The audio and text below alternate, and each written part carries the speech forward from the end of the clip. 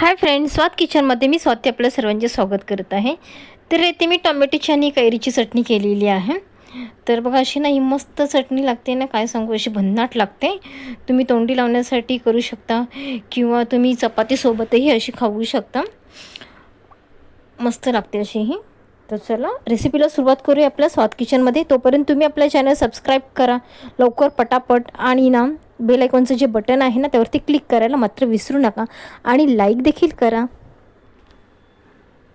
तर इथे तवा तापून घेतलेला आहे. नंतर त्याच्यामध्ये ना मी तेल टाकलेलं आहे एक पळीभरून.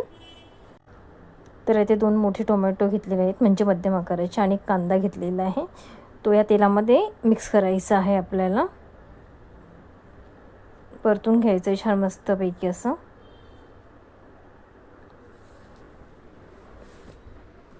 त्यानंतर इथे लसणाच्या 5 ते 6 पाकळ्या घ्यायच्या आहेत. आलं घेतलेलं आहे आणखीनचं, आणि त्याही अशा परतून घ्यायच्या आहेत आपल्याला. तर तुम्ही कधी अशी चटणी केलेली आहे की नाही मला सांगा.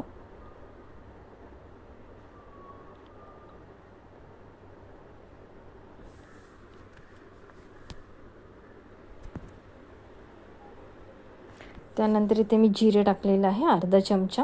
त्यानंतर परतून घ्यायचं आहे पुन्हा एकदा.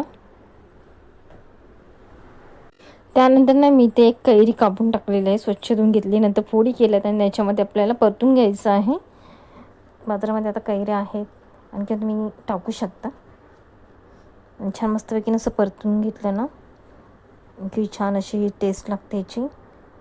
जरा कैरी अशी जरा शिजायला पाहिजे. टोमॅटोही आपल्याला जरासे नरम व्हायला हवेत, तोपर्यंत परतून घ्यायचं आहे आपण.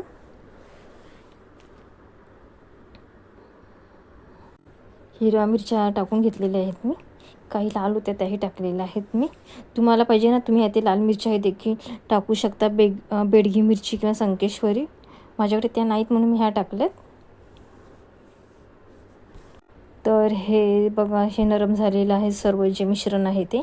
तर एक आता मी प्लेटमध्ये काढून घेत आहे, आणि थंड होण्यासाठी पंख्याखाली ठेवूया आपण. ते बघा मिक्सरच्या भांड्यामध्ये घेतलेलं आहे, त्यामध्ये कोथिंबीर टाकलेली आहे. कोथिंबीरच्या काड्याही जास्त टाका, आणि नंतर याला वाटून घेऊया बारीक, आणि चवीनुसार मीठ टाकून घ्या. त्यानंतर आहे ते बघा हे मिश्रण मी वाटून घेतलेलं होतं, मीठ देखील वाटतानाच टाकलेलं होतं. तर त्याला तडका देऊया आपण. पॅन घेतला, त्याच्यामध्ये अर्धा चमचा तेल टाकलेलं आहे. तेल जरासं असं तापून घेऊया आपण.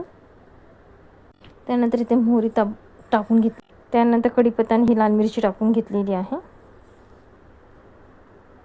तर चला आता गॅस बंद करूया.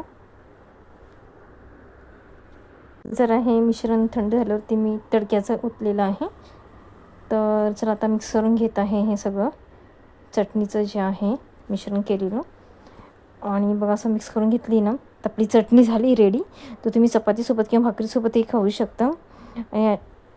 मस्त लागते ना ही चटणी. लहान मुलांना देखील आवडते, त्यांना टिफिनला दिली ना तरी छान मस्त असे आवडीने खातील.